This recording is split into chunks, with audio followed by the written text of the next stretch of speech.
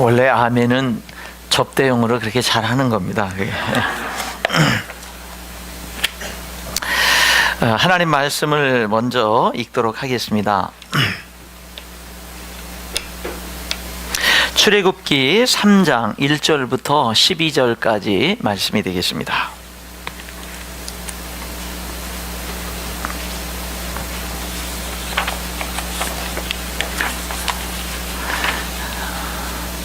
출애굽기 3장 1절부터 12절까지를 제가 봉독하도록 하겠습니다. 모세가 그의 장인 미디안 제사장 이드로의 양떼를 치더니 그 떼를 광야 서쪽으로 인도하여 하나님의 산 호렙에 이르매 여호와의 사자가 떨기나무 가운데로부터 나오는 불꽃 안에서 그에게 나타나시니라. 그가 보니 떨기나무에 불이 붙었으나 그 떨기나무가 사라지지 아니하는지라. 이에 모세가 이르되 내가 돌이켜 가서 이 큰 광경을 보리라. 떨기나무가 어찌하여 타지 아니하는고 하니 그때 여호와께서 그가 보려고 돌이켜 오는 것을 보신지라. 하나님이 떨기나무 가운데서 그를 불러 이르시되 모세야 모세야 하시매 그가 이르되 내가 여기 있나이다. 하나님이 이르시되 이리로 가까이 오지 말라. 내가 선 것은 거룩한 땅이니 내 발에서 신을 벗으라. 또 이르시되 나는 내 조상의 하나님이니 아브라함의 하나님 이삭의 하나님 야곱의 하나님이니라.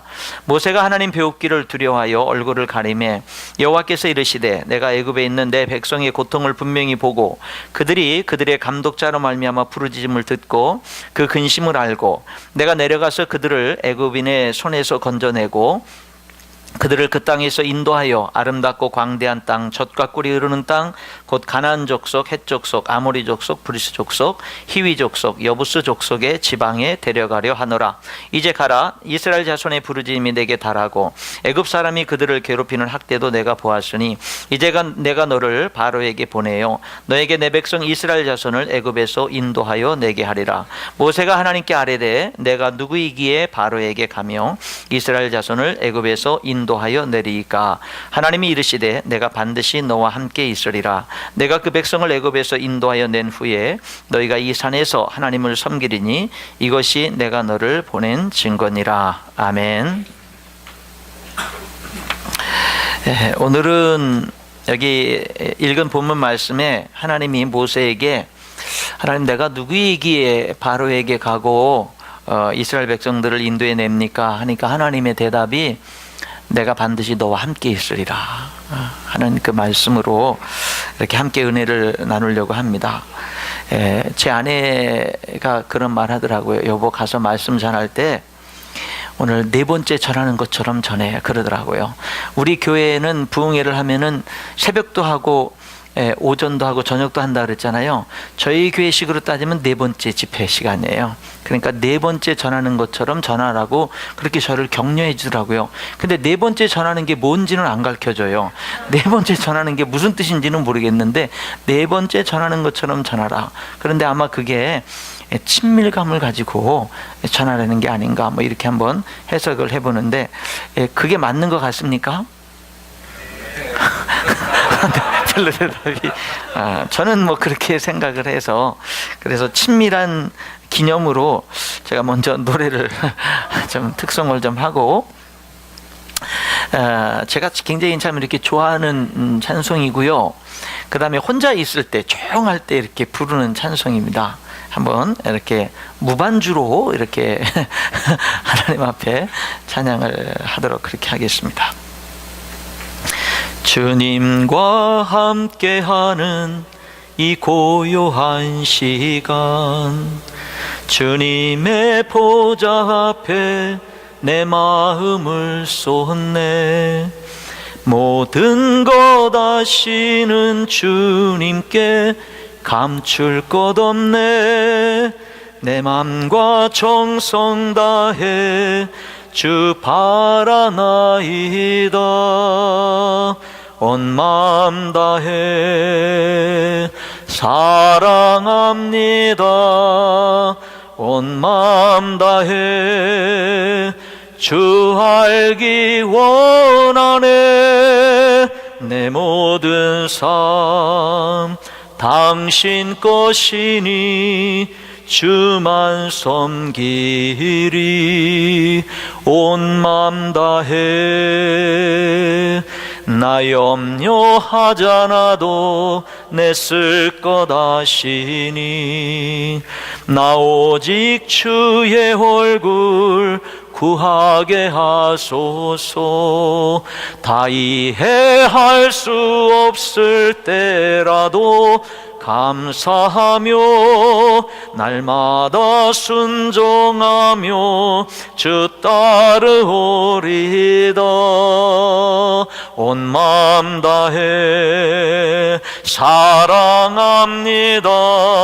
온 마음 다해 주 알기 원하네. 내 모든 삶 당신 것이니 주만 섬기리. 온 마음 다해. 아멘.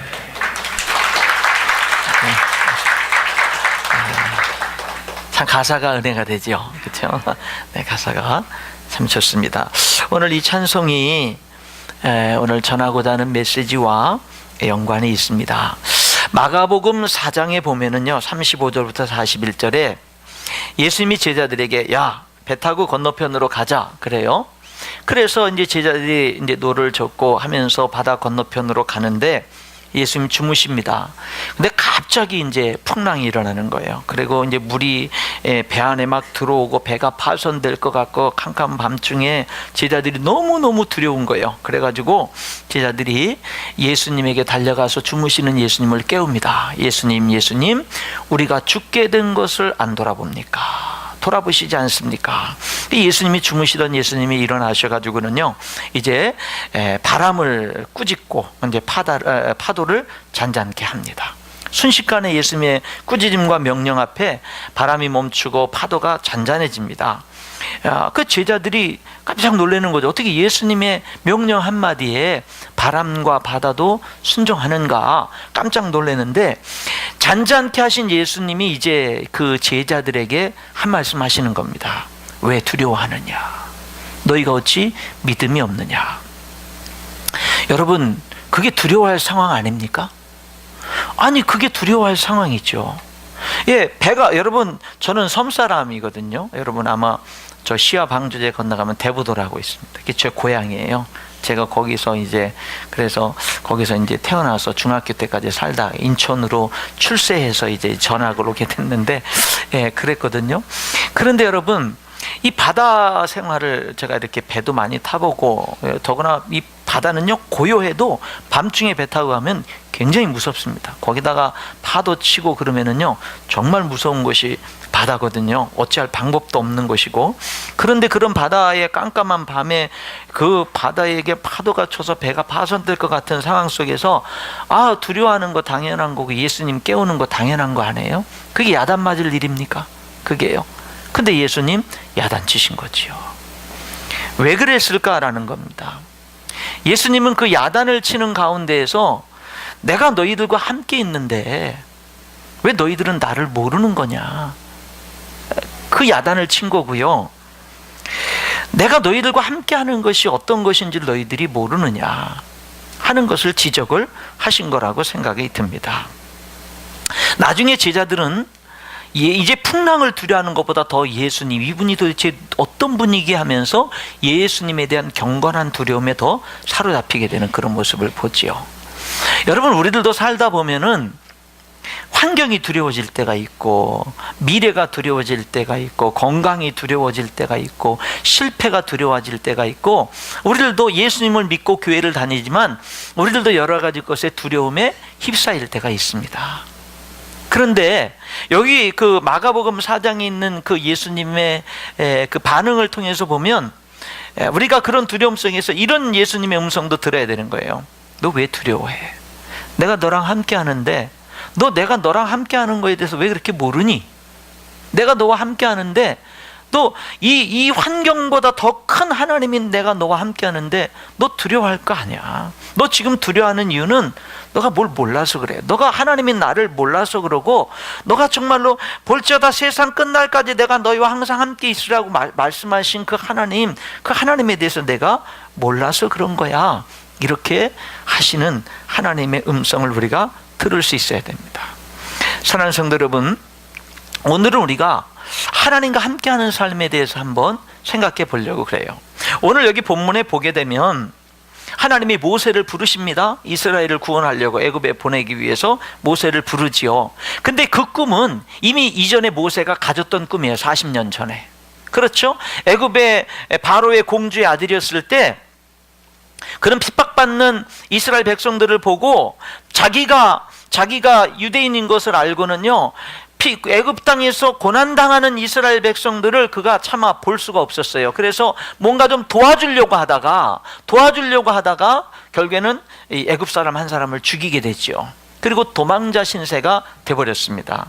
원래 이 모세도 이스라엘 백성들을 좀 뭔가 애굽에서 고통당하는 그들을 좀 구해내고 싶었던 그런 꿈이 있었던 사람이에요. 근데 뭐냐면 실패를 했어요. 살인자가 돼버렸습니다. 애굽 땅에 사는 이스라엘 백성들도 동조하지 않았어요. 그래서 그는요, 왕 바로의 공주의 아들이라고 하는 모든 부귀영화 모든 걸 다 잃어버렸어요. 모든 특권을 다 잃어버리고 미디안 광야로 도망가서 거기서 뭐 했어요? 그가 40년 동안 인생의 황금기를요, 말 못하는 양들 치면서 별 꿈 없이 인생을 보내고, 이제는 내 인생 이렇게 끝나는가 보다, 이렇게 인생이 그렇게 될 때 하나님이 찾아온 거예요. 너 40년 전에 그 꿈 있지? 야, 그 꿈 이루자. 여러분, 어떤 의미에서 보면은 40년 전에 모세가 가졌던 꿈이나 40년이 지난 후에 80세가 돼가지고 하나님이 와서 모세야, 내가 너를 통해서 이 일을, 이스라엘 백성들을 애굽에서 구원하는 일을 좀 하려고 해 하는 이 꿈이 사실은요, 거의 같은 꿈이죠. 그런데 다른 거는 무슨 차이가 있을까? 다른 차이는 도대체 무슨 차이가 있을까를 생각을 해보면 사이즈가 달라요. 크기가. 모세가 구원하려고 하는 것은 이스라엘 백성들을 애굽에서 완전히 그냥 자유롭게 해방돼서 가나안 땅까지 가는 거, 이것까지 생각을 못했지요. 단지 애굽 땅에서 핍박당하고 고난당하는 사람들을 뭔가 좀 건져내려고 하고 도와주려고 하고 좀 잘 살게 하려고 하는 그런 꿈을 가졌는데, 하나님은요, 모세가 가졌던 꿈보다 훨씬 더 큰 꿈을 가지고 있었던 겁니다. 여러분, 오늘 하나님이 여러분에게 이 시간에 말씀하실 수 있어요. 여러분 누구에겐가? 어떤 말씀이냐면, 야, 너 하나님의 영광을 위해서 너 뭔가 꿈을 가지고 있지. 그런데 너 꿈 사이즈를 좀 키워라. 나는 너에게 그거보다 더 큰 꿈, 더 큰 비전을 가지고 있어. 나는 지금 내가 내 영광을 위해서 내가 가지고 있는 그 꿈과 비전보다 나는 더 큰 꿈과 비전을 가지고 있어. 너 좀 내 꿈과 비전을 좀 키우지 않겠냐? 그렇게 말씀하시는 하나님의 음성을 여러분 누군가는 들을 수 있기를 바랍니다. 저는요, 성격이 좀 내성적인 면이 있습니다. 그래서 전도사로 조력을 하고 목사 안수 받고 부목사로 조력을 할 때 제가 목회를 해야 되나, 개척을 해야 되나, 그런 고민을 많이 했어요. 그냥 내 성격상 그냥 조력자로 평생 사는 게 맞지 않나, 이런 고민을 많이 했었습니다. 그런데 이제 시간이 지나면서 또 다른 고민을 하게 된 거죠. 또 다른 고민이 뭐냐면, 내가 조력자로 정말 내가 섬기는 그 당시 목사님을 모시면서 조력자로 섬기는 게 하나님께 더 큰 영광이 될까? 아니면 내가 비록 힘들고 어렵고 내 성격은 좀 내성적이고 뭐 그래도 내가 이 조력자의 자리를 그만두고 이제 뭔가 도전을 이렇게 하는 것이 하나님께 더 영광이 되는가? 이거에 대해서 제가 심각하게 고민을 했습니다. 그리고 기도를 했어요. 근데 그렇게 질문을 던지니까 답이 나오더라고요. 왜냐하면 조력자 생활을 하는 것보다 그 당시 저에게는 그냥 나와서 개척을 하는 게 더 하나님께 영광이 되겠다라고 하는 그런 답이 나오더라고요. 제 성격에는 조력하는 게 맞는데, 그게 안정적이고 그게 모든 것을 맞는데, 그런데 하나님께 더 영광을 돌리려고 생각을 하다 보니까 나와서 개척을 하는 게 맞더라고요. 그래서 개척을 했어요. 가정에서부터, 집에서부터 예배를 시작하면서 개척을 했습니다. 여러분, 오늘 여기 모세와 하나님의 꿈이 거의 비슷한 것 같지만은요, 모세를 향한, 모세가 내가 하나님의 영광을 위해서 이렇게 좀 해봐야지 했던 것보다, 그거보다 모세를 향해서 하나님이 이루고자 하는 꿈이 더 컸다라고 하는 거예요. 여러분들에게, 여러분들이 하나님 앞에 내가 이렇게 영광을 돌려야지 하는 것보다 여러분을 향해서 갖고 있는 하나님의 그 비전과 꿈이 더 클 수 있다라는 거 여러분 아멘 하시기 바랍니다. 그럴 수 있어요, 여러분. 그래서 하나님 앞에 여러분들이 마음 문을 열어야 됩니다. 또 하나, 여러분, 모세의 꿈과 하나님의 꿈이 다른 면이 있어요. 그거는 뭐냐면 이 시기적으로 달랐죠. 시기적으로. 예, 모세가 사실 하나님보다 40년 빨랐던 거죠. 그렇죠? 빨랐던 겁니다. 그때까지는 아직 하나님의 때가 되질 않은 거죠. 그러니까 하나님의 일을 내가 하나님께 영광을 돌리기 위해서, 하나님을 영광을 위해서 선한 뜻을 가졌다라고 그게 다 되는 게 아니에요. 정말 하나님의 영광을 위한 그 어떤 비전을 가지고 목표를 가진 사람일수록 더 깨어 있어야 되는 거예요. 더 기도해야 되는 거예요.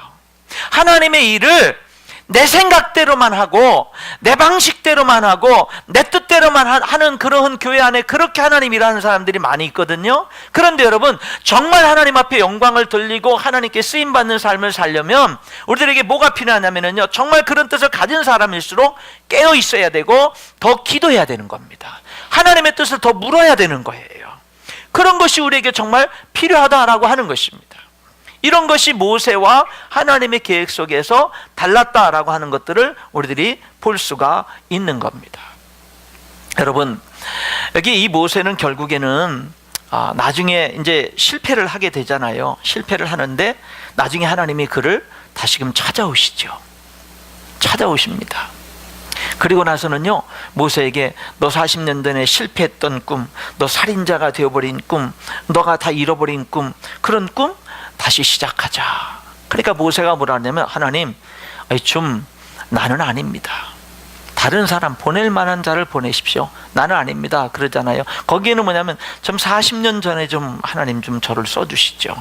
40년 전이면 공주의 아들로서의 어떤 그 백그라운드가 다 갖춰져 있었고, 힘도 있었고, 파워도 있었고, 정말 그 주님 뭔가 좀 할 만한 때였는데 지금은 다 잃어버리고 나이 늙고 지금 뭐 하나 할 만한 게 없는데 지금 부르십니까? 지금 부르십니까? 그런데 여러분, 하나님은 이렇게 말씀하는 거예요. 내가 너와 함께하는 거 그거 하나면 다 돼. 내가 너와 함께하는 거 그거면 나이 초월할 수 있고, 너무 늦었다는 거 초월할 수 있고, 세상의 모든 백그라운드 다 초월할 수 있어. 그게 하나님의 말씀이에요. 우리가 그거를 얼마만큼 믿느냐, 얼마만큼 의지하느냐, 신뢰하느냐, 이런 것들에 대해서 우리들의 믿음은 저마다 다를 수 있겠지만 하나님은 그것이면 충분하다고 말씀하고 있는 겁니다. 여러분, 우리는요, 하나님과 함께하는 것이 얼마나 대단한 것인지를 알아야 돼요. 저는 오늘도 이 설교를 위해서 두 가지를 기도를 했습니다. 하나는 뭔지 아세요? 하나님, 오늘도 저와 함께 해주세요. 또 하나는, 하나님, 오늘도 저를 좀 써주세요.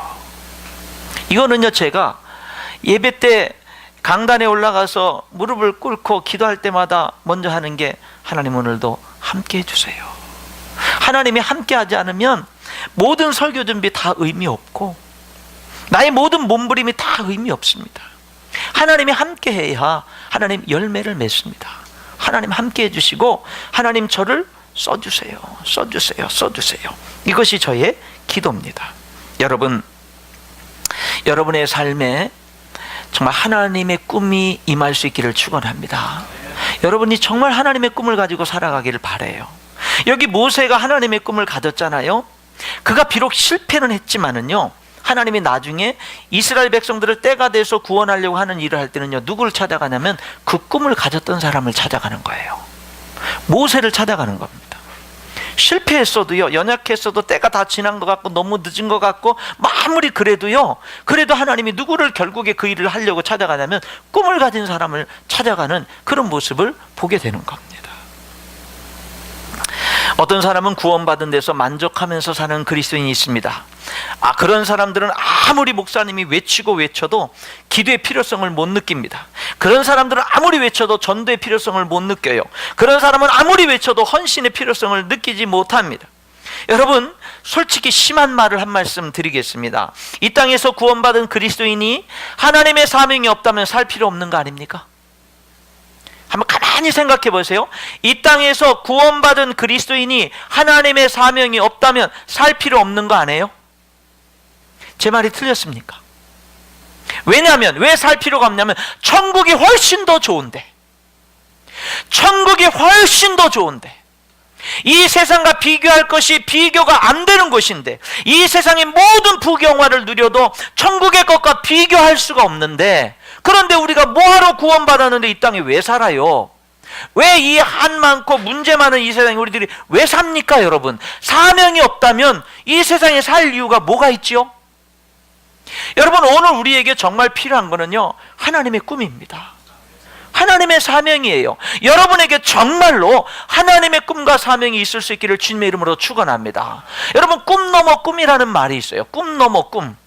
어떤 사람은 꿈이 뭐냐 물으면은요, 사업에 성공해서 돈 많이 버는 겁니다. 어떤 사람은요, 제가 교수가 되는 겁니다. 어떤 사람은요, 꿈이 뭐냐 그러면은 저는 대기업에 들어가는 겁니다. 어떤 사람은 꿈이 뭐냐, 인류대학에 들어가는 겁니다. 저마다 꿈이 있습니다. 여러분, 그런데 꿈 넘어 꿈이라는 건 뭐냐면, 그래, 인류대학에 들어가서 뭐 할 건데, 인류대학에 들어가서 뭐 할 건데, 그래, 대기업에 들어가서 뭐 할 건데, 그래, 너 돈 많이 벌어서 뭐 할 건데, 그래, 너 그래서 사업을 해서 성공을 하면 그럼 뭐 할 건데, 사업의 성공이 최종적인 꿈이 돼서는 안 된다는 거예요. 그 꿈 너머의 꿈이 있어야 된다는 거예요. 그걸 통해서 하나님께 영광을 돌리고자 하는, 그걸 통해서 복음을 전하고, 그것을 통해서 선교의 사명을 감당하고, 그것을 통해서 사람들을 하나님께로 돌아오게 하고, 하나님의 몸된 교회가 이 땅에 부흥하도록 하는, 이 땅에 하나님의 몸된 교회를 세우는 이런 꿈 넘어 꿈이 우리들에게 다 있어야 된다라고 하는 겁니다.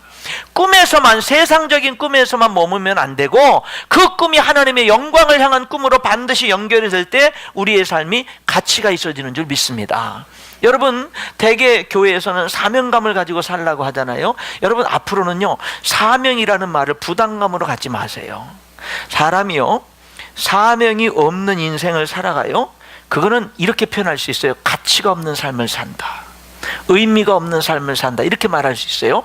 여러분, 사람이요, 분명한 좋은 어떤 사명, 그런 목표를 가지고 산다라고 하는 거는요, 사명, 나에게 분명한 사명이 있다라고 하는 거는요, 무슨 의미가 되냐면 내 인생이 의미가 있어졌어, 내 인생이 가치가 있어졌어 라고 하는 뜻이 되는 겁니다. 그렇기 때문에 여러분, 우리들은요, 하나님의 사명을 가지고 살아가는 것, 이것이 필요한 줄 믿습니다. 찬송가 나 같은 죄인 살리신, 이 찬송이 있잖아요. 뉴턴이 이제 작사를 했는데, 그 뉴턴이 이런 말을 했다고 그래요. 우리 신앙생활의 경험을 통해서 발견하는 세 가지 놀라운 체험이 있다. 첫째, 내가 죄인이라는 사실. 둘째, 그럼에도 불구하고 하나님은 나를 용서해 주신다는 사실. 셋째, 나를 용서하실 뿐만 아니라 하나님이 나를 쓰시고자 한다는 사실. 이런 말을 했어요. 여러분, 하나님이 우리 인간을 부르시는 부르심에는 두 가지 부르심이 있습니다. 하나는 뭐냐면 구원으로의 부르심이 있죠. 근데 여러분, 성경을 읽어보면 수없는 부르심 가운데 또 하나가 뭐냐면 사명으로의 부르심이 있는 거예요. 여러분, 우리에게는 하나님의 사명이 있어야 돼요. 하나님의 꿈이 있어야 됩니다. 아브라함을 하나님이 부르실 때 하나님께서 땅의 모든 족속이 너로 말미암아 복을 얻을 것이다, 이렇게 말씀을 하시죠. 하영조 목사님은 설교 가운데 이런 얘기를 하시더라고요. 이제 소천하시기 전에 예수님에게 두 가지 꿈이 있었습니다. 하나는 십자가에서 죽는 꿈, 하나는 교회를 세우는 꿈. 그렇게 말을 하더라고요. 여러분, 많은 사람들은 살고자 잘 되고자 하는 꿈을 꾸는데 예수님은 죽는 꿈을 꾸셨습니다. 왜? 예수님이 죽어야 온 인류를 구원할 수 있는 구원의 문이 열리기 때문에. 예수님은 십자가에서 죽는 것이 꿈이었고, 그리고 그것을 통해서 교회를 세우는 것이 예수님의 꿈이었습니다 라고 그렇게 말을 했습니다.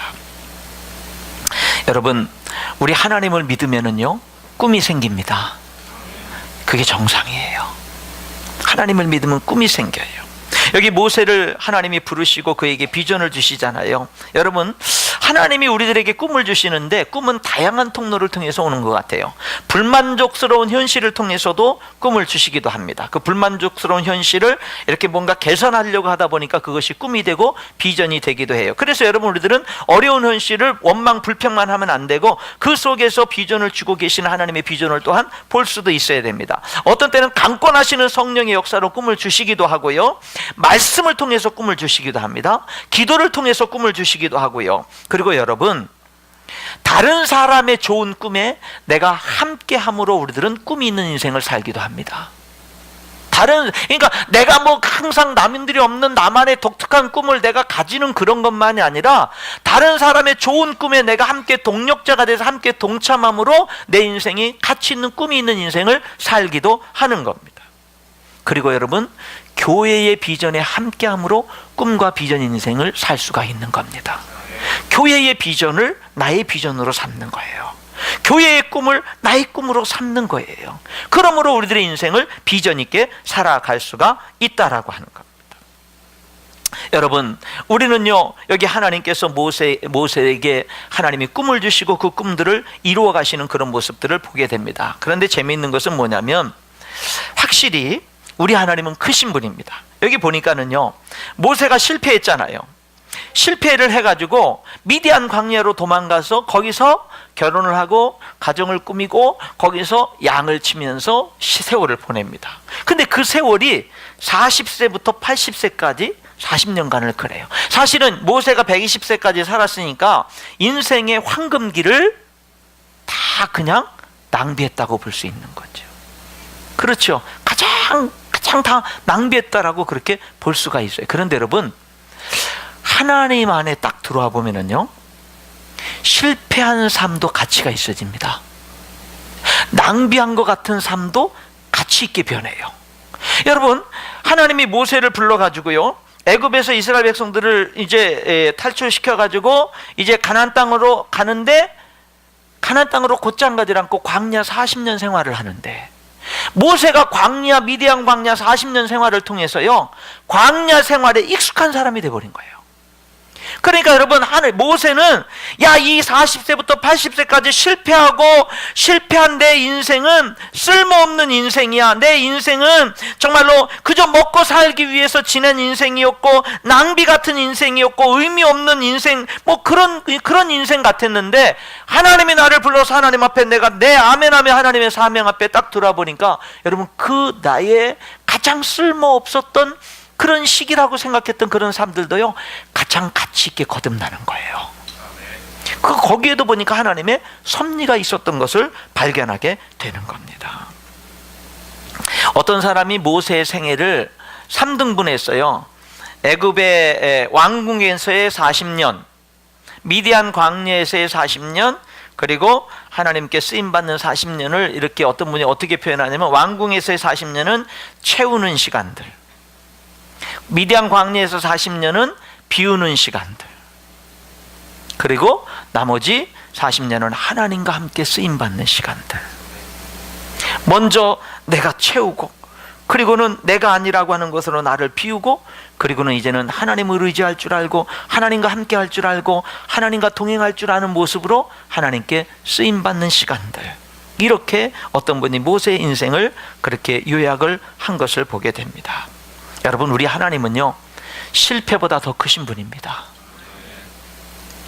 우리 하나님은요, 나의 부족함보다 더 크신 분이에요. 그러니까 여러분, 하나님이 나와 함께만 하신다면 여러분이 어떤 형편, 어떤 처지에 있든지 간에 다 존귀하게 쓰임받을 수 있는 거예요. 하나님이 함께만 하신다면. 실패했어도, 모세 실패했죠. 살인까지 했죠. 이스라엘 백성들 아무도 동조 안 했죠. 그리고 40년의 세월을 낭비한 것 같았죠. 그러나 하나님이 함께, 그래서 하나님이 모세를 부를 때 모세는 계속해서 하나님 아버지, 나는 아닙니다. 보낼 만한 자를 보내소서. 내가 누구이기에 바로에게 갑니까? 내가 누구이기에 이스라엘 백성들을 구원합니까? 그랬을 때 하나님의 대답이 뭐예요? 내가 반드시 너와 함께 있으리라. 그게 바로 하나님의 대답이었던 것을 봅니다. 여러분, 하나님은요, 우리 인간의 실패를 통해서도 일하시는 분입니다. 하나님은요, 우리 하나님 안에서는 버릴 것이 없고 하나님 안에서는 더구나 늦은 것도 없다라고 하는 것을 보게 되는 겁니다. 하나님과 함께하는 삶이 가장 중요합니다. 여러분, 하나님과 함께하는 삶을 여러분의 인생에서 가장 중요하게 여기세요. 가장 중요해. 무슨 일이 있어도 하나님이 나를 떠나지 않도록. 여러분, 사울은 하나님과 함께하는 것에 대해서 그냥 값어치 없게 여겼던 사람입니다. 하나님이 주신 왕의 자리, 왕권이 중요했고 왕의 권세가 중요했지 하나님이 중요하지 않았어요, 사울은. 그래서 하나님의 말씀을 어겼고 정말로 하나님이 자기 아들 요나단을 왕으로 세우지 않고 다윗을 세운다는 걸 알고는 다윗을 죽이려고 온갖 혈안이 됐습니다. 하나님의 뜻이 중요한 게 아니에요. 나에게 하나님이 준 축복이 중요하고 나에게 준 왕권이 중요하지 하나님이 중요하지 않았어요. 하나님이 함께하는 게 중요하지 않았어요. 하나님이 함께하는 것보다는 하나님이 내게 주신 왕의 자리가 더 중요했어요. 그러다 보니까 껍데기 인생이 되어버렸습니다. 백성들의 마음 다 떠나고, 딸 미갈도 아버지가 죽이려고 할 때 다윗을 막 숨겨주고 도망치게 하고, 요나단도 아버지는 죽이려고 하지만 다윗을 숨겨주고 살려주고 격려해주고. 여러분, 왕의 자리에 있는데 허울 뿐이지 백성들도 마음이 없고 자녀들도 마음이 없고 다 떠나버리는 거야. 그러다 결국에는 전쟁터에서 사랑하는 아들과 함께 결국 다 비참하게 죽고 멸망당해버리는 그런 모습을 봐요. 여러분, 정말로 내가 어떤 세상적인 부귀 영화나 어떤 것을 누리기 위해서 하나님과 함께하는 삶을 내가 포기해버릴 때 그 인생은 비참해지는 겁니다. 그런데 여러분, 다윗을 보세요. 다윗은요, 그의 인생에서 하나님과 함께하는 것을 가장 중요하게 여긴 사람입니다. 그가 우리아를 전쟁터에서 교묘하게 죽게 만들고 그 아내를 죽자마자, 그 우리아가 죽자마자 그 아내를 자기의 부인으로 삼았잖아요.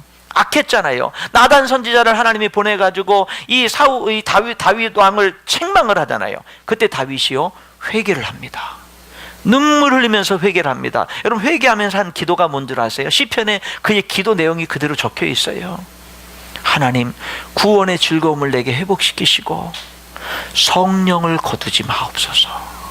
내가 지은 죄 때문에 성령을 거두지 마세요. 여러분, 다윗은 성령을 거두지 말라는 말이 뭐죠? 나를 떠나지 마세요. 내가 지은 죄 때문에 나를 떠나지 마세요. 아마 다윗은 하나님의 임재가 떠나고 악령에게 시달리는 이 사울왕의 모습을 보면서 하나님이 떠난 인생이 얼마나 비참한지를 이 다윗은 분명히 보았던 것 같아요. 그러니까 여러분, 다윗은요, 왕이 돼서도 그의 인생에서 가장 중요시 여긴 것이 뭔 줄 아세요? 하나님이 함께하는 거. 심지어 죄를 져도 하나님, 왜 죄를 짓고 나서 그가 회개를 하느냐면 하나님이 떠나면 안 되니까. 떠나면 안 되니까. 여러분, 다윗은 시편 23편에서 이렇게 말을 하죠. 내가 사망의 음침한 골짜기로 다닐지라도 해를 두려워하지 않을 것은 주께서 나와 함께 하심이라. 내가 사망의 음침한 골짜기를 내가 통과해도 하나님이 함께 한다면 그럼 난 됐어. 그럼 난 됐어. 이렇게 고백하는 모습을 봅니다. 여러분, 제가 오늘 메시지를 준비하면서 성경을 여러 군데를 보는데 사실은요, 이 하나님과 함께, 성경이 온통 하나님과 함께하는 그런 이야기예요. 그것이 가장 중요하게 여기느냐, 중요하게 여기질 않느냐, 이런 사람들의 차이점들이 있지, 하나님과 함께하는 삶을 중요하게 여긴 사람들이 얼마나 복된 인생, 능력 있는 인생을 살아가는지를 성경 우리들에게 말씀해 주고 있는 그런 모습을 보게 되는 겁니다. 그럼 여러분, 한번 실제적인 얘기를 한번 잠깐 나눠볼게요. 하나님과 우리들은 어떻게 함께 할 수 있을까? 실제적인 삶 속에서. 여러분, 가장 먼저 여러분들과 함께 얘기할 수 있는 것은 회개를 통해서 하나님과 함께 합니다. 여러분, 하나님과 정말 함께 하려면 회개할 줄 아는 그리스도인이 돼야 돼요. 여러분은 하나님 앞에 진심으로 회개해 본 적이 언제이십니까? 만약에 회개해 본 기도가, 진심으로 회개해 본 기도가 오래됐다면 둘 중에 하나죠. 너무 거룩하게 살았든지, 회개할 것이 없는 삶을 살았든지, 아니면 내가 좀 무뎌졌든지. 여러분, 이 세상의 많은 일들은 거룩하지 않아도 성공할 수 있는 일들이 많습니다. 그러나 하나님의 일은 거룩하지 않고는 할 수 없습니다. 왜냐하면 하나님이 거룩하기 때문에. 하나님이 함께하지 않으면 아무 일도 이루어질 수 없기 때문에 그렇습니다. 아무리 능력 많은 사람도 거룩하지 않으면 결국엔 버림받습니다. 결국엔 쓰임받지 못합니다. 그래서 우리들은요, 먼저 뭐가 필요하냐? 죄를 용납하지 않는 게 필요해요. 여러분, 죄를 용납하지 마시기 바랍니다. 하나님과 함께하는 삶 때문에, 왜 내 삶 속에서 죄는, 성경에 죄는 모양이라도 버려라. 목사님, 요즘이 어떤 시대인데 어떻게 죄를 안 짓고 삽니까? 여러분, 그래도 나는 죄를 짓지 않고 살겠다 결단을 하세요. 내 삶에 죄와 타협하지 않겠다. 나는 죄를 내 삶에서 용납하지 않겠다. 왜? 죄는 하나님과 내 사이를 가로막으니까. 죄는 나에게 오는 모든 좋은 것을 가로막으니까. 그러니까 나는 결코 내 삶 속에서 죄를 용납하지 않겠다. 이 결단이 먼저 여러분에게 있을 수 있기를 바랍니다. 요셉이 보디발 장군의 아내가 유혹할 때 뭐라 그러죠? 내가 어찌 이 큰 악을 행하여 하나님께 득지하리요, 그렇게 얘기했잖아요. 나는 하나님 앞에 범죄한, 요셉은 하나님 앞에 사는 거예요. 모든 죄를 하나님 앞에 1차적으로 짓는다고 그는 생각을 했던 것을 봅니다. 첫 번째는 뭐냐면요, 죄를 용납하지 않는 삶을 살아야 돼요. 두 번째는 뭐냐면요, 그럼에도 불구하고 죄를 져요. 그래서 죄를 회개할 줄 아는 삶을 살아야 되는 거예요. 첫 번째는 죄를 용납하지 않는 삶을 힘써 살아야 돼요. 그러나 죄를 져요. 연약해서 넘어진단 말입니다. 그때는 반드시 뭐를 해야 되면은 죄를 회개할 줄 알아야 돼요. 요한일서 1장 9절에 우리 죄를 자백하면 하나님은 미쁘시고 의로사 우리 죄를 사하시며 모든 불의에서 우리를 깨끗게 하신다. 그러니까 죄를 회개할 줄 알아야 돼요. 우리 사랑받는 교회 성도들은 정말 죄와 싸울 줄 알고 죄에 대해서 회개할 줄 아는 성도들이 될 수 있기를 바랍니다. 왜? 하나님과 함께 하기 위해서. 그리고 또 한 가지, 이 죄와 문제에 있어서 또 한 가지 중요한 건 뭐냐면, 죄에 대해서 회개하고 난 다음에는 하나님의 용서를 받아들이는 게 중요해요. 하나님의 용서를 받아들이는 거. 저는요, 이 하나님의 용서를 받아들이는 것에 대해서 제 삶에 경험한 것이 있어요. 제가 고등학교 졸업하고 소명을 받아서 신학교를 가려고 그랬는데 집에서 제가 장남인데 너무 반대가 심했습니다. 그래가지고 결국 신학교를 가지 못했어요. 그래서 이제 직장 생활을 했습니다. 고등학교를 졸업하고. 근데 1년 동안 직장 생활을 하는데 1년 내내 내가 갈 곳은 신학교다. 1년 내내. 그래서 그 다음 해에 가야 되는데 집에서 반대를 하니까, 집에서 도와주지도 않고 등록금도 안 내주고 도와주지 않으니까 제가 40일 작정 기도를 했어요. 20살 때 하나님 앞에, 하나님 저 신학교 갈 수 있도록 문을 열어주세요.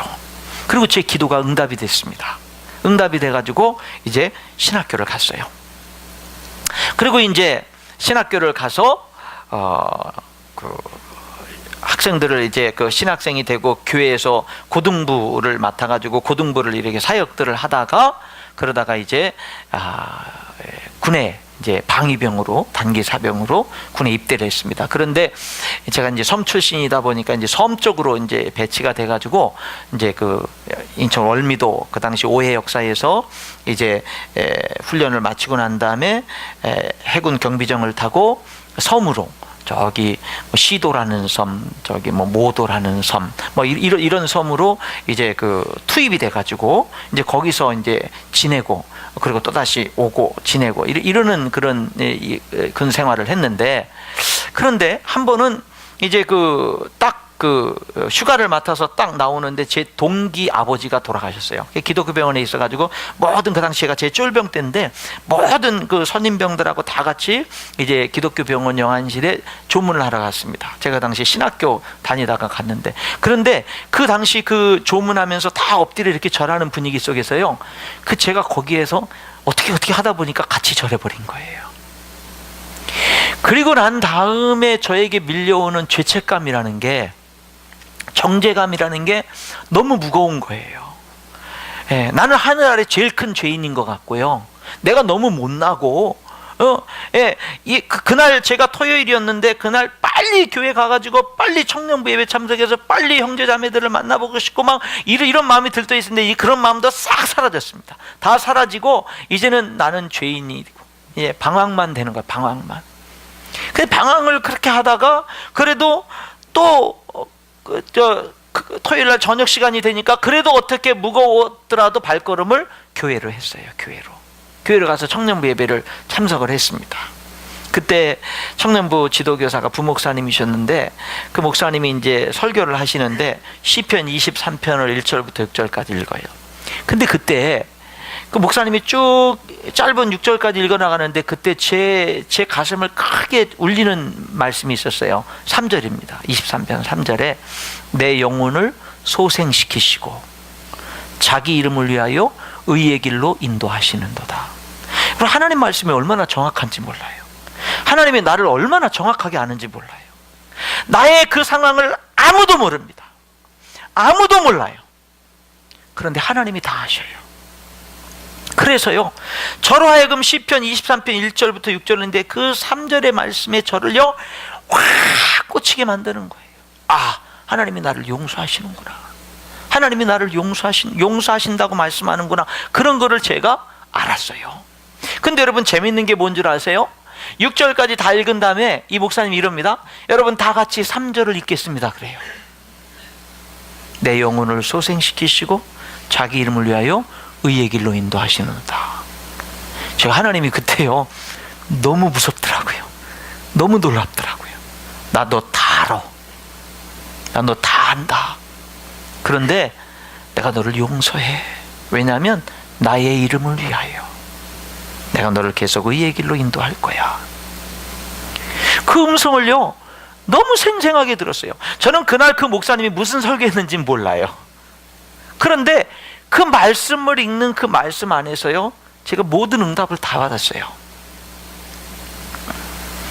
너무 분명했습니다. 하나님이 나를 용서하는 것이. 저는요 지금도 제가 붙잡고 있는 평생 붙들고 있는 두 말씀이 있는데요, 그 말씀 중에 하나가 시편 23편 3절이에요 저는 지금도 그 말씀으로 하나님 내 영혼을 소생시키시고 하나님의 이름을 위하여 오늘도 나를 의의 길로 인도해 주세요. 지금도 계속해서 그렇게 기도를 합니다. 그런데 문제는 뭐냐, 그날 예배를 마치고 난 그 다음부터 한 달간 내가 나를 용서 못하겠는 거예요. 진짜로. 그래서 그 다음부터 여전히 괴로운 거예요. 그런 나를 내가 용납을 못하겠고 그런 나를 내가 용서를 못하겠는 거예요. 그래가지고 너무너무 괴로운 거예요. 나중에는 뭐라고 기도하냐면 이렇게까지 기도했습니다. 하나님, 나는 하나님이 나를 용서해 준 걸 합니다. 감사합니다. 그러나 나는 나를 용서 못하겠습니다. 그러면서 자학을 했어요. 한 달 정도 지났는데 하나님이 어떤 통로를 통해서인지 모르는데 하나님이 저에게요 그렇게 말씀하는 거예요. 야, 내가 뭔데 내가 너를 용서해 줬다는 것을 안다고 하면서 감사하다고 하면서 네가 뭔데 내가 너를 용서 못하겠다고 지금 그렇게 버팅기고 그렇게 못나게 행동하고 있는 거냐. 내가 뭐냐, 내가 뭔데 지금 그러고 있어 하는 하나님의 음성을 제가 한 달 만에 다시금 듣게 됩니다. 그래서 그때 하나님 앞에 기도했어요. 하나님, 제가 저를 용서하겠습니다. 하나님의 용서를 받아들이겠습니다. 하나님 감사합니다. 그리고는 그 죄에서 제가 지금까지 자유하게 됐습니다. 여러분, 우리가요 하나님과 동행하고 하나님과 함께하는 삶을 사는 데 있어서 이 죄와 싸우는 게 중요하고 죄를 지었을 때는 회개하는 게 중요하고요, 그 다음에는 하나님의 용서를 받아들이는 게 중요합니다. 여러분의 삶 속에서 만약에 여러분의 과거에 아무도 모르는 여러분과 하나님만이 아는 어떤 그런 죄에 여러분들이 매여 있다면 여러분 그것을 오늘 이 예배당을 나가기 전에 하나님 앞에 진심으로 회개하고 그리고 하나님의 용서를 받아들이고 자유함을 가지고 돌아갈 수 있기를 축원합니다. 그리고 하나님의 부르심 앞에 응답하고 하나님, 나 같은 것도 하나님이 쓰시기를 원하시니 하나님 아버지, 내가 그 은혜 감사하면서 내가 이제 하나님의 부르심 앞에 헌신하면서 달려가겠습니다. 여러분, 충성하는 여러분의 삶이 될 수 있기를 축원합니다. 하나님은 그래서 우리를 용서해 주시는 거예요. 하나님과 동행하는 삶에 있어서 회개가 중요하고요, 또 하나님과 함께하는 이 삶에 있어서 정말 우리들에게 중요한 것이 뭐냐면 순종입니다. 순종이에요. 여러분, 하나님이 여기 모세를 부르시고 하나님, 내가 누구이기에 내가 가고 정말 바로에게 가고 이스라엘 백성을 구원해냅니까? 내가 반드시 너와 함께 있을 거야 라고 한 다음에 하나님이 모세에게 그 다음에 이 3장과 4장에 걸쳐서 계속 보여주는 게 뭐냐면 하나님이 함께하는 걸 보여줍니다. 지팡이를 던지니까 뱀이 되고, 뱀의 꼬리를 잡으니까 다시 지팡이가 되고, 손을 품속에 넣었다 빼니까 나병이 되고, 다시 넣었다 빼니까 낫고, 이런 모든 것들을 통해서 뭐냐면 하나님이 나와 함께 하시네, 하나님이 나와 함께 하시네 라고 하는 거를 모세로 하여금 확신시켜 준 거예요. 그러니까 담대하게 혼자 애굽 왕 바로 앞에 설 수 있게 되는 거예요. 그 용기, 그 담대함이 모세가 위대하고 모세가 용기 있는 사람이어서가 아니라 하나님이 함께 한다는 그 확신이 그로 하여금 그렇게 담대하게 만들었고 용기 있게 만든 겁니다. 여러분들의 성격이 내성적이어도 상관없고요, 소극적이어도 상관없고요, 여러분들이 뭐 가진 것이 없어도 상관없고요, 여러분 하나님이 나와 함께 한다는 이 사실만 우리들이 확신만 할 수 있다면 우리는 담대하게 하나님의 부르심 앞에 나아갈 수 있는 줄 믿습니다. 그럴 수가 있는 거예요. 그러니까 오늘 우리들에게 정말 중요한 건 뭐예요? 하나님이 나와 함께 한다는 확신. 그러니까 하나님이 모세에게 함께 한다는 것을 계속 확신시켜주면서 뭐를 요구하냐면 순종을 요구하는 거예요. 지팡이를 던졌더니 아주 독한 뱀이 됩니다. 하나님은 꼬리를 잡으라 그래요. 여러분, 시골에서 자란 사람들은 압니다. 뱀은 절대 꼬리 잡는 거 아닙니다. 꼬리 잡는 순간 물리는 겁니다. 뱀은요, 머리를 잡는 거예요. 뱀은 절대 꼬리를 잡는 게 아닙니다. 꼬리를 잡는 순간 독사에게 물리고 직사해서 죽는 거예요. 근데 하나님이 꼬리를 잡으라고 그랬죠. 모세가 꼬리를 잡습니다. 여러분, 우리들의 삶 속에서 정말로 중요한 것, 하나님이 하나님과 함께하는 삶을 살고자 할 때 중요한 건 뭐냐면 순종을 요구하는 거예요. 여러분, 이 순종이 왜 중요하냐면 여러분들이 열심으로 어떤 하나님의 일을 이룬 것, 여러분의 모든 능력을 다 동원해서 일을 이룬 것보다 더 중요한 것은 순종을 통해서 이룬 일이 더 위대합니다. 더 커요. 왜냐하면 내 열심으로 하고 내 능력으로 한 것은 나만큼의 열매가 맺혀질 수밖에 없어요. 근데 하나님이 시켜서 하나님께 순종해서 하는 일은 하나님의 능력만큼 열매가 나타나는 거예요. 그래서 진짜 큰 능력은 순종입니다. 여러분, 교회에서 하나님의 일을 하는 사람들이, 교회에서 하나님의 일을 할 때 내 방식대로 일하는 사람들이 많아요. 내 열심으로 그냥 그렇게 일하는 사람들이 많거든요. 그런데 여러분, 정말로 우리는 자꾸 순종함으로 일을 해야 됩니다. 순종으로 일해야 돼요. 내 열심으로 일하면은요, 그 일이 안 되면은 낙심하고 잘 되면 어떻게 되는지 아세요? 교만해집니다. 우리 인간은 그래요. 그리고 정죄합니다. 일 못하는 사람들, 헌신 안 하는 사람들을 정죄하게 됩니다. 그런데 여러분, 순종해서 하면 그런 게 없어요. 순종해서 하면. 그래서 우리는 자꾸 교회 일을 순종하면서 하는 것을 우리들이 배울 필요가 있다라고 하는 겁니다. 근데 여러분, 순종이 쉬울까요? 어려울까요? 이렇게 대답하면 순종은 쉽습니다. 그런데 어렵습니다. 이게 대답이에요. 순종은, 그러니까 쉽다라는 말은 뭐냐면 못할 거를 시키진 않아요. 다 충분히 할 수 있는 걸 시켜요. 근데 이상하게 어려워요. 그 베드로가 밤새도록 그물을 던져서 고기를 잡았는데 한 마리도 못 잡았어요. 예수님이 와가지고 이제 그 그물을 싣고 왔더니 바닷가에 수많은 사람들이 몰려들고 예수님이 베드로의 배에 올라가서 사람들에게 하나님의 말씀을 전하는데 베드로가 그 옆에서 예수님의 말씀을 다 듣습니다. 말씀이 끝나고 나니까 예수님이 베드로에게 야, 깊은 데로 가서 그물을 던져 고기를 잡아라 그래요. 밤새도록 그물을 수없이 던졌지만 밤새도록 한 마리도 못 잡았고 허탕쳤고 그물을 씻었고 이제 왔더니 그 배에 올라가서 강단 삼아서 설교하시더니 다시 가서 그물을 던지래요. 여러분, 그물 한번 던지는 게 뭐가 어려워요? 근데 밤새도록 던졌는데 못 잡았으니까 어려워요. 그물 씻었으니까 어려워요. 던져봤자 소용없으니까 어려워요. 날이 샜으니까 어려워요. 한 번 던지는 거는 어려운 게 없는데 내 경험이 들어가고 내 지식이 들어가고 내 생각이 들어가니까 쉬운 게 뭐가 되냐면 어려워지는 거예요. 그래서 순종은 쉬운데 어려운 거예요. 여러분, 하나님이 여러분에게 순종하라고 시키는 거 못할 거 아닙니다. 교회를 통해서 어떤 일들이 주어지는 거 못할 거 아닙니다. 그런데 뭐냐, 내가 드러나기 시작하면 어려워지기 시작하는 거예요. 순종이 그렇게 어려워져요. 그런데 여러분, 이 베드로가 이렇게 말해요. 예수님, 밤새도록 수고하였으나 잡지 못했지만 예수님 말씀에 의지하여 내가 그물을 내리겠습니다 했더니 여러분, 한 번 던져서 2배 가득 채우게 잡은 줄 믿습니다. 순종이 위대한 일을 이루는 거예요. 순종이 정말로 큰 일을 이루는 겁니다. 제가 오래전인데 극동방송에 한번 가서 이렇게 인터뷰를 하는 그런 시간을 가졌었거든요. 근데 그때 그 PD가 저한테 질문한 내용 중에 하나가 나의 목회관에 대해서 물었습니다. 목사님의 목회관은 뭡니까? 이렇게 물었거든요. 그럴 때 제가 이렇게 대답해요. 저의 목회관은요, 하나님 말씀에 귀를 기울이고 말씀하신 대로 순종하는 게 제 목회관입니다.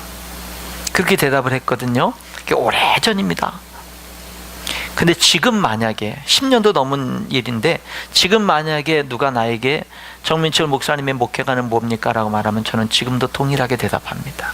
하나님의 음성에 귀를 기울이고 순종하는 것, 하나님의 음성을 잘 듣고 순종 잘하는 게 목회 잘하는 것이라고 저는 믿습니다 라고 하는 게 저의 목회관입니다. 여러분, 그 목사님 가운데에 이렇게 부산에 계신 한 목사님이 책을 썼는데, 그 책에 보니까 그런 이야기가 있어요. 손현보 목사님의 책인데, 이분이 시골에 그 집도 얼마 없는데 그 교회에 부임해 가가지고는 할 일이 별로 없어가지고 지금 부산에서 엄청 큰 목회를 하시는데, 하나님 앞에 매일 기도한 게 그거였대요. 뭐냐면 뭐 성도들도 없고 신방 갈 때도 없고 할 일도 별로 없고 시골에 그랬는데, 이분이 뭐였냐면 하나님 앞에, 하나님 뭐 할까요? 하나님 앞에 새벽마다 하나님 뭐 할까요? 하나님 오늘 뭐 하죠? 뭐 할까요? 하나님 뭐 하죠? 뭐 할까요? 계속 기도가, 하나님 뭐 해야 되죠? 뭐 할까요? 계속 기도하다 보면 이거 한번 해볼까라는 생각이 나는 게 있어요. 그럼 그 다음부터 기도하는 거예요. 하나님 어떻게 할까요? 하나님 어떻게 할까요? 그거를 어떻게 할까요? 하나님 어떻게 할까요? 뭐 할까요? 어떻게 할까요? 뭐 할까요? 뭐 할까요? 하다가 하나님이 뭘 이렇게 생각나게 하면 어떻게 할까요? 하다가 그래서 또 그거를 또 생각이 떠오르면 그대로 실천하고, 뭐 할까요? 어떻게 할까요? 이게 그분의 목회였다고 그래요. 그랬더니 어느 사이인가 교회에 많은 영혼들이 모이게 됐노라고 그분이 그 책에서, 첫 번째 쓴 책에서 그렇게 간증을 하더라고요. 그래서 저도요, 하나님 뭐 할까요? 하나님 어떻게 할까요? 몇 년 동안 그 기도를 했습니다. 그거 되게 좋더라고요. 하나님 뭐 할까요? 하나님 어떻게 할까요? 뭐 할까요? 어떻게 할까요? 그러면서 순종하는 삶, 여러분 이런 것이 굉장히 참 중요하다라고 하는 것을 보게 됩니다. 말씀의 결론을 제가 맺도록 하겠습니다. 요한계시록 3장 20절에 보니까, 볼지어다 내가 문 밖에 서서 두드리노니 누구든지 내 음성을 듣고 문을 열면 내가 그에게로 들어가 그로 더불어 먹고 그는 나로 더불어 먹으리라, 그런 말씀이 있어요. 여러분, 이 말씀은 예수님이 문 밖에서 두드리는데 라오디게아 교회에게 주신 말씀이에요. 교회에게, 성도들에게 주신 말씀인데 예수님이 문 바깥에 있어요. 좀 들어가게 해달라고 문을 두드리는 겁니다. 여러분들은 다 교리적으로 예수님을 믿는 사람들인 줄 압니다. 예수님이 날 위해서 십자가에 죽으시고 부활하신 거 내가 다 믿는 사람들인 줄 제가 압니다. 그러나 여러분들의 삶은 주님을 모셔드리고 주님으로 모셔드리고 주님과 동행하는 삶입니까? 아니면은 교리적으로는 정확하고 분명하게 믿는데 여러분의 삶은 지금 예수님을 문 바깥에 두고 여러분 마음대로 살아가는 그런 삶입니까? 여러분, 예수님을 여러분 믿으시죠? 예수님이 여러분 안에 계신 거 믿으시죠? 여러분 안에 계신 예수님이 여러분의 주인이신 거 믿으시죠? 그렇다면 여러분, 그 예수님 무시하지 마십시오.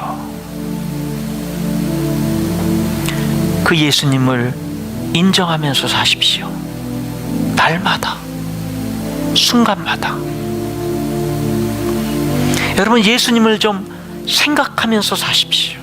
여러분, 우리의 삶은요, 하나님을 생각만 해도 인생은 달라질 겁니다. 날마다 하나님을 생각만 해도요, 우리들의 삶은 달라질 겁니다. 우리는 너무나 예배당 바깥을 나가면 하나님을 까맣게 잊어버리고 삽니다. 내 삶에서 하나님을 문 바깥으로 내보내고 우리들은 그렇게 살아가고 있습니다. 여러분, 한번 질문할까요? 우리는 예수님을 믿는 사람입니까? 예수의 사람입니까? 잘 한번 이 질문을 생각해 보세요. 우리는 예수님을 믿는 사람이에요? 예수의 사람이에요? 여러분, 예수님을 믿는다라는 거는요, 한 부분밖에 안 되는 겁니다. 우리는 예수의 사람이에요. 우리는 예수의 사람입니다. 여러분, 마귀도, 야고보서에 보면 마귀도 예수 하나님을 믿고 두려워 떤다고 그랬어요. 믿는다라고 하는 고백만으로 충분한 게 아닙니다. 하나님과 함께하는 삶을 살아야 되고 하나님과 동행하는 삶을 살아야 됩니다. 아브라함이 하나님과 동행했어요. 요셉이 하나님과 동행해서 위대하게 승리했어요. 다니엘이 여러분 사자굴 속에 던져둬도 하나님과 동행했어요. 이런 이야기들을 남의 이야기로, 위대한 믿음의 영웅들의 이야기로 여기지 마시고 내가 그와 같은 삶을 살아야 되는 사람인 겁니다. 내가 이런 성경의 사람들을 나와 다른 특별한 사람들로 보면 안 됩니다. 하나님은 오늘 우리가 그와 같은 삶을 살아야 된다고 말씀하고 있는 겁니다. 여러분, 우리가 이제는 예수님을 무시하지 말고 우리의 신앙이 교리적인 신앙이 되지 말고 우리들의 신앙이 정말로 하나님과 삶 속에서 함께하는, 예수님을 삶 속에서 문 밖에 내쳐두는 그런 삶이 아니라 날마다 순간마다 하나님과 함께하는, 그래 성경을 읽고, 그래 기도하고, 순간 기도하고, 큐티하고, 영성 일기 쓰고, 우리들의 삶 속에서 어찌하든지 내 삶 속에서 날마다 주님과 동행하는 이런 삶이 하루라도, 한순간이라도 내 삶에서 끊어지지 않도록, 여러분 올 한 해 어떻게 살아야 되죠? 정말 우리들의 앞으로의 남은 생애를 어떻게 살아야 제대로 잘 살았다라고 할 수 있죠? 하나님과 함께, 하나님과 함께, 하나님과 함께. 내가 아무리 부족해도 하나님과 함께 실질적으로 살기 시작하면 하나님의 능력이 우리의 삶 가운데 나타나는 줄 믿습니다. 하나님과 함께하는 저와 여러분의 삶이 될 수 있기를 주님의 이름으로 축원합니다. 이 시간 우리 잠시 하나님 앞에 함께 합심해서 기도하는 시간을 갖겠습니다.